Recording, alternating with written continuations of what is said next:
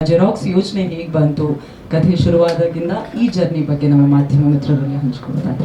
ಎಲ್ಲರಿಗೂ ನಮಸ್ಕಾರ. ಬ್ಲಿಂಕ್ ಬಿಡುಗಡೆ ಆದಾಗ ಎಲ್ಲರೂ ಕೂಡ ಶೇರ್ ಮಾಡಿ ಸಪೋರ್ಟ್ ಮಾಡಿದ್ರಿ. ಆ್ಯಂಡ್ ಈಗ ಜೆರಾಕ್ಸ್ ಮೂಲಕ ಮತ್ತೆ ಇನ್ನೊಂದು ಕಥೆನ ತೊಗೊಂಡು ಬಂದಿದ್ದೀನಿ. ಸೊ ಈ ಕತೆ ಹೊಳೆದಿದ್ದು ಚಾಮರಾಜಪೇಟೆಯಲ್ಲಿ. ನಾನು ಚಾಮರಾಜಪೇಟೆಯಲ್ಲಿ ಅವಾಗ ಇದ್ದಿದ್ದು, ಈಗ ಶಿಫ್ಟ್ ಆಗ್ಬಿಟ್ವಿ ಮದುವೆ ಆದಮೇಲೆ. ಸೊ ಚಾಮರಾಜಪೇಟೆಯಲ್ಲಿ ಇದ್ದಾಗ ಜನರಲಿ ನಾನು ಸ್ಕ್ರಿಪ್ಟ್ ಎಲ್ಲ ಪ್ರಿಂಟ್ಔಟ್ ಮಾಡೋಕ್ಕೆ ಅಂತ ಉಮಾಟಾಕೀಸ್ ಎದುರುಗಡೆ ಒಂದು ಜೆರಾಕ್ಸ್ ಅಂಗಡಿ ಇದೆ, ಅಲ್ಲಿಗೆ ರೆಗ್ಯುಲರ್ ಆಗಿ ಹೋಗ್ತಿರ್ತೀನಿ, ರೆಗ್ಯುಲರ್ ಬೇಸಿಸಲ್ಲಿ. ಸೊ ವಿಡಿಯೋ ಅಂತ ಒಂದು ಸಿನಿಮಾ ಸ್ಕ್ರಿಪ್ಟ್ ಮಾಡಿದ್ದೆ, ಅದನ್ನು ಜೆರಾಕ್ಸ್ ಮಾಡ್ಸೋಕ್ಕೆ ಅಂತ ಹೋದಾಗ ಸಡನ್ ಆಗಿ ಒಂದು ವೇಗ್ ಥಾಟ್ ಬಂತು. ಅವ್ನು ಯಾವುದೋ ಒಂದು ಪ್ಯಾನ್ ಕಾರ್ಡ್ ಇಟ್ಟೇನೋ ಪ್ರಿಂಟ್ ಏನೋ ಮಾಡ್ತಾ ಇದ್ದ, ಇದರಲ್ಲಿ ಫೋಟೋ ಪ್ರಿಂಟ್ ಬರೋದು ಬಂದು ಮನುಷ್ಯರೇ ಬಂದುಬಿಟ್ರೆ ಚೆನ್ನಾಗಿರುತ್ತಲ್ಲ ಅಂತ ಅನ್ನಿಸ್ತು. ಅವತ್ತೇ ಬರೆದು ಅದನ್ನು ರಿಜಿಸ್ಟರ್ ಮಾಡಿಸ್ದೆ ಲೈನ್ನ. ಆಮೇಲೆ ಆ ಲೈನ್ ಡೆವಲಪ್ ಮಾಡೋಣ ಅಂತ ಹೋದಾಗ ಒಂದಿನ ಸುಮ್ಮನೆ ಏನೋ ವೇಗಾಗಿ ಐಡಿಯಾ ಬಂತು, ಏನೇನೋ ತರೋಣ, ಸ್ಪೇಸ್ ಶಿಪ್ ಅದು ಇದು ಅಂತೆಲ್ಲ ತಂದು ಒಂದು 1990 ಆಸುಪಾಸಿನಲ್ಲಿ ನಡೆಯುವಂಥ ಒಂದು ಕತೆ.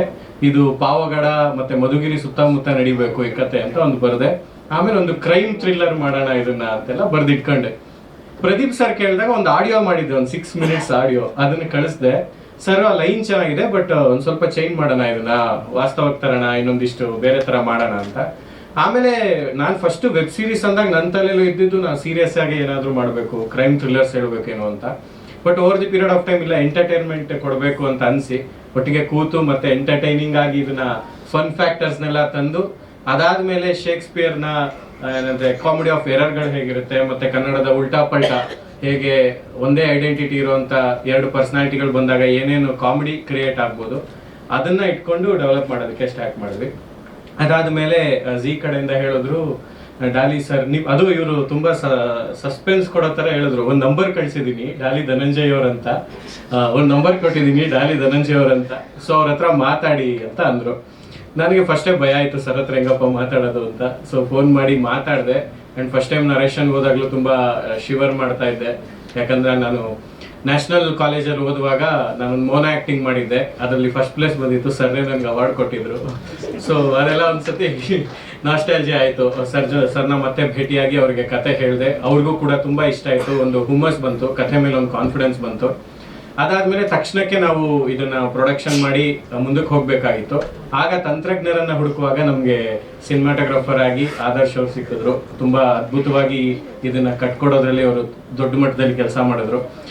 ತದನಂತರದಲ್ಲಿ ನಮ್ಮ ಸಂಗೀತ ನಿರ್ದೇಶಕರು ವಿನಯ್ ಅವರು, ಅವರು ಒಂದು 3 ತಿಂಗಳಿಂದ ಸುಮ್ಮನೆ ವಾಟ್ಸಪ್ ಅಲ್ಲಿ ಇನ್ಸ್ಟಾಗ್ರಾಮ್ ಅಲ್ಲಿ ಟೆಕ್ಸ್ಟ್ ಮಾಡಿದ್ದೆ, ಅವ್ರದ್ದು ಯಾವ್ದೋ ವರ್ಕ್ ಇಷ್ಟ ಆಗಿತ್ತು ಅಂತ, ಒಟ್ಟಿಗೆ ಕೆಲಸ ಮಾಡೋಣ ಅಂತ. ಸೊ ವಿಧಿಯ ಕೈವಾಡ, ಅಟ್ ಎ ಟೈಮ್ ಸಡನ್ ಆಗಿ ಅವರೇ ಇದಕ್ಕೆ ಕೆಲಸ ಮಾಡೋ ತರ ಆಯ್ತು.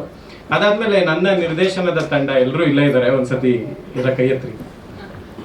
ಸೊ ಇವರೆಲ್ಲ ಜೀವನ್ ಮತ್ತೆ ಪ್ರೀತನ್, ಭರತ, ತೇಜು, ಯೋಗಿ, ರಿಷಿತಾರಾಧ್ಯ, ಮತ್ತೆ ಎಡಿಟರ್ ಮತ್ತೆ ಕೋ ಡೈರೆಕ್ಟರ್ ಸಂಜೀವ್ ಜಾಗಿರ್ದಾರ್ ಅಂತ. ಸೊ ಇವರೆಲ್ಲ ನನ್ನ ಬಾಲ್ಯದ ಸ್ನೇಹಿತರು. ನಾವೆಲ್ಲ ಒಟ್ಟಿಗೆ ರಂಗಭೂಮಿ ಮಾಡ್ತಾ ಇದ್ವಿ, ಅಲ್ಲಿಂದ ಒಟ್ಟಿಗೆ ಇದೀವಿ. ಬ್ಲಿಂಕು ಜೊತೆಗೆ ಮಾಡಿದೀವಿ, ಇದನ್ನು ಜೊತೆಗೆ ಮಾಡಿದ್ವಿ, ಮುಂದೇನು ಜೊತೆಗೆ ಇನ್ನಷ್ಟು ಚಿತ್ರಗಳನ್ನ ವೆಬ್ ಸರಣಿಗಳನ್ನೆಲ್ಲ ಮಾಡ್ತೀವಿ. ಅದ್ರ ಜೊತೆಗೆ ನಿರ್ಮಾಣ ತಂಡದ ನಮ್ಮ ಮುರಳಿ ಸರ್ ಆಗಿರ್ಬೋದು, ಯದು ಸರ್ ಆಗಿರ್ಬೋದು, ಆಮೇಲೆ ಪ್ರೊಡಕ್ಷನ್ ಮ್ಯಾನೇಜರ್ ಆದ ಚೇತನ್ ಅವ್ರ ಆಗಿರ್ಬೋದು, ಅದಾದ್ಮೇಲೆ ಜಿ ತಂಡದ ಗಣೇಶ್ ಅವ್ರ ಆಗಿರ್ಬೋದು, ಸನಲ್ ಅವ್ರ ಆಗಿರ್ಬೋದು, ಆಮೇಲೆ ಪ್ರದೀಪ್ ಅವ್ರ ಆಗಿರ್ಬೋದು, ಪ್ರತಿಯೊಬ್ರು ಕೂಡ ಜೊತೆಗೆ ಒಂದು ಕೈ ಹಿಡ್ಕೊಂಡು ನಮ್ಮನ್ನ ನಡೆಸಿದ್ರು. ಮತ್ತೆ ಕಲಾವಿದರ ವಿಷಯಕ್ಕೆ ಬಂದ್ರೆ ಮುಖ್ಯ ಪಾತ್ರಕ್ಕೆ ನಾಗಭೂಷಣ್ ಸರ್ ಅಂದ್ರೆ ಅವರೇ ಪ್ರಕಾಶ ಅನ್ನೋ ತರ ಪರ್ಫಾರ್ಮ್ ಮಾಡಿದ್ರು. ನಮ್ಮ ಅಮ್ಮನಿಗೆ ನಾಗಭೂಷಣ್ ಸರ್ ತುಂಬಾ ಇಷ್ಟ, ಅವ್ರದ್ದು ಟಗರ್ ಪಲ್ಯ ಸಿನಿಮಾದ ಪರ್ಫಾರ್ಮೆನ್ಸ್ ಎಲ್ಲ ತುಂಬಾ ಇಷ್ಟಪಡ್ತಾರೆ ಅಮ್ಮ. ಅದಾದ್ಮೇಲೆ ಪಾಯಲ್ ಚಂಗಪ್ಪ ಅವರು ಜಾಯ್ನ್ ಆದ್ರು, ಅಂಡ್ ಅವರು ಕೂಡ ಆಲ್ರೆಡಿ ವರ್ಲ್ಡ್ ಫೇಮಸ್ ಆಗಿದ್ರು. ಈಗ ನಮ್ಮ ವರ್ಲ್ಡ್ಗೆ ಅವರನ್ನ ಇನ್ಕ್ಲೂಡ್ ಮಾಡ್ಬೇಕಾಯ್ತು, ರಾಯದುರ್ಗಕ್ಕೆ. ಇವ್ರು ಆಲ್ರೆಡಿ ಬೇರೆ ಬೇರೆ ಊರುಗಳಲ್ಲಿ ಫೇಮಸ್ ಆಗಿದ್ರು. ಅದಾದ್ಮೇಲೆ ಎಲ್ಲಾ ಕ್ಯಾರೆಕ್ಟರ್ಸ್, ರಿಚರ್ಡ್ ಲೂಯಿಸ್ ಸರ್ ಆಗಿರ್ಬೋದು, ಮಂಜು ಪಾವಗಡ ಸರ್, ಅದಾದ್ಮೇಲೆ ದೀಪು ಪಾತ್ರ ಮಾಡಿದಂತ ನಮ್ಮ ಸಂತು ಅವರು, ತುಕಾಲಿ ಸಂತು ಅವರು, ಆಮೇಲೆ ಹುಲಿ ಪಾತ್ರ ಮಾಡಿದ ಜಗ್ಗಪ್ಪ ಅವರು, ಇನ್ನು ಸಾಕಷ್ಟು ಜನ, ರಾಮಣ್ಣನ್ ಪಾತ್ರ ಮಾಡಿದಂತ ವಿಜಯ್ ಸರ್ ಆಗಿರ್ಬೋದು, ಮತ್ತೆ ಓಂ ಪ್ರಕಾಶ್ ಸರ್ದು ಒಂದು ಇನ್ಸಿಡೆಂಟ್ ಹೇಳಬೇಕು. ಯಾಕಂದ್ರೆ ಅವ್ರದ್ದು ಹಳೆ ಡಕೋಟಾ ಎಕ್ಸ್ಪ್ರೆಸ್ ಇದೆಲ್ಲ ಕಾಮಿಡಿನ ನಾವು ನೋಡಿ ಬೆಳೆದವರು. ಅವ್ರದ್ದು ಕಾಮಿಡಿ ಬರ್ತಾ ಇದ್ರೆ ನಾವು ಅದನ್ನ ಎಂಜಾಯ್ ಮಾಡ್ತಿದ್ವಿ. ಅದರಲ್ಲೂ ನನ್ನ ತುಂಬಾನೇ ಮೋಸ್ಟ್ ಫೇವರೇಟ್ ಲೈನ್ಸ್ ಇದೆ, ನನ್ನ iconic lines of Kannada cinema. ಅದು ಒಂದು, ಏ ನಾಯಿ ಮುಚ್ಚು ಬಾಯಿ ಇಲ್ಲಿ ಬಂದ್ ಸಾಯಿ ಅಂತ. ಸೊ ಅದನ್ನೇ ಅಡಾಪ್ಟ್ ಮಾಡ್ಕೊಂಡು ಮಲೇಷಿಯನ್ ಡಾಗ್ ಒಂದು ಅಪ್ಡೇಟ್ ಆಗಿದ್ದು. ಸೊ ಎಲ್ಲರೂ ಕೂಡ ಚಿಕ್ಕವನು ಅಂತ ನೋಡ್ದಲೆ ತುಂಬಾ ಪ್ರೀತಿಯಿಂದ ಕೆಲಸ ಮಾಡಿದ್ದಾರೆ. ಅಂಡ್ ಕೆಲಸ ಕೊಟ್ಟಿದ್ದ ಡಾಲಿ ಪಿಕ್ಚರ್ಸ್ಗೂ, ಜಿ5 ಕನ್ನಡಕ್ಕೂ ಕೆಲಸನ ನೋಡಿ ಮುಂದೆ ನೀವೆಲ್ಲ ಹೆಲ್ಪ್ ಮಾಡ್ತೀರಾ, ಇನ್ನಷ್ಟು ಜನಕ್ಕೆ ರೀಚ್ ಆಗಕ್ಕೆ ಅಂತ ಅನ್ಕೊಂಡಿದ್ದೀನಿ. ಎಲ್ರಿಗೂ ದೀರ್ಘದಂಡ ನಮಸ್ಕಾರಗಳು.